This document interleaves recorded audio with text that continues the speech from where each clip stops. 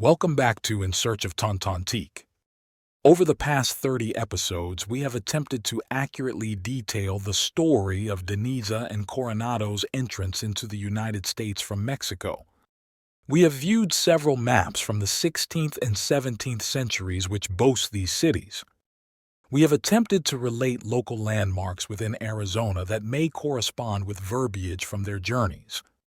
We have even tried to seek out more information that may have never been discussed, such as an Aztec connection.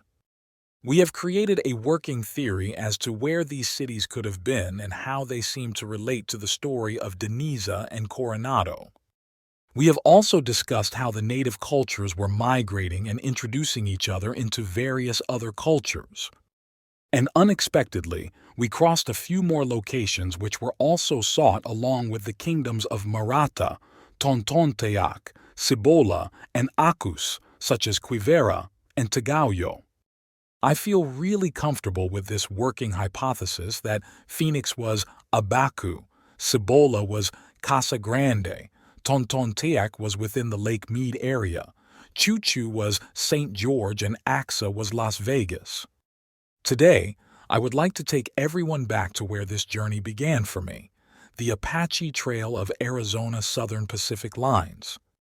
From the base of the Superstition Mountains westward to Phoenix stretches a desert so-called, wrongly so-called, for it is in reality one of the most marvelous gardens to be found anywhere. The soil is rich, under irrigation producing abundant crops, but here, where arid conditions still prevail, its growth consists of the odd drought-resisting plants native to the southwest. The ocotillo, polo verde, cholla cactus, Spanish bayonet or yucca gloriosa, the mesquite and the cat's claw grow in dense profusion upon these plains. And after every refreshing shower, there spring up short-lived flowering shrubs that carpet the desert with a mass of varied color. It is like a wizard's garden, a mingling of the grotesque and the beautiful. Utterly different from other vegetation is this, a vegetation developed on the Mexican plateau since the Cretaceous time, and which spread from there gradually through our arid southwestern country.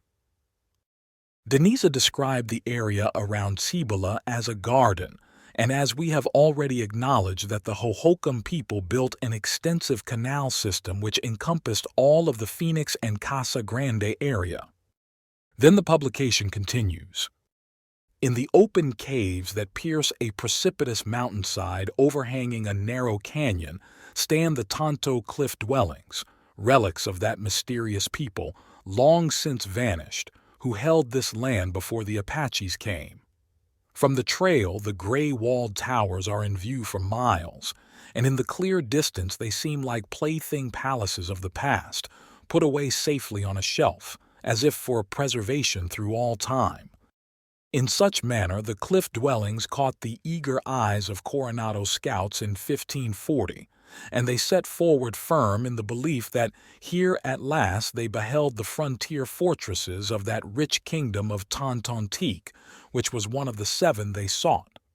But when they spurred up the side canyon that led from the Rio Salado, those heroes at arms were met by no hail of flint-pointed arrows from the heights, and no naked warriors swept down to try what weapons of stone could do against true Toledo steel. Then, as now, the dwellings were deserted. That echoless canyon had been silent for perhaps 1,000 years. Here they suggest that Coronado and his team found the Tonto cliff dwellings. Most researchers that tackle this subject suggest that the Coronado expedition headed east long before getting this far north. Even our beloved Dr. Denny Seymour has found evidence that suggests that Coronado headed east in the Benson area and then even further east in the Duncan area. The publication continues. The Cliff clans were military architects of no little craft, for they set their castles in out-of-reach spots high under leaning walls of rock, and planted the almost vertical hillsides below with barbed entanglements of Kluola cactus. Their masonry was of blocked stone, bonded with strong adobe mortar. On either side of the central gate they set flanking towers, and their windows were mere loopholes. The doors they made low, and this also may have been a shrewd point of defense, for no modern man can enter them without bending double. One glance at these massively built walls is sufficient to convince anyone that the people who raised them up could have been no savage cavemen. But to what race they belonged must forever remain a mystery, for the Apaches and the other tribes of the present day do not remember them even in legend. I believe what they are saying is that the natives that they were encountering during this day and time were seen as less knowledgeable group, and that they were more savages in their eyes, whereas the builders of this site were no savages, but rather a very knowledgeable people. This publication continues on about the Roosevelt Dam, which was one of the first dams built in this region. However, I am not fully ready to present this information as of yet. As many things in our history books, the Roosevelt Dam seems to be a mighty conquest of the American government. To me, it is quite odd how the publication that started me upon this journey is such a valuable tool in this discussion. In a newsletter published by the Center of Desert Archaeology in the summer of 1995, shows that at one point the Tonto Basin was full of pit houses and platform mounds. This is a rough sketch of what was in the area. The Tonto Basin lies within a cultural transition zone, surrounded by the Hohokam, Sinagua, Anasazi, and Mogollon. To believe that these cultures were not connected or existing together is obviously inaccurate. But then the question remains, where did they come from and what happened to them? Here we see a platform mound that was constructed in the Tonto Basin near Tonto Cliff Dwellings. These platform mounds were once constructed all throughout this area.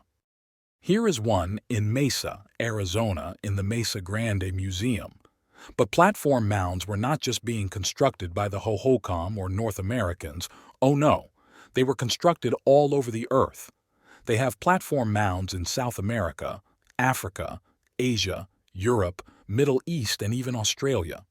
Was this all just a creation of randomly by every man on this earth, or is there more to this story?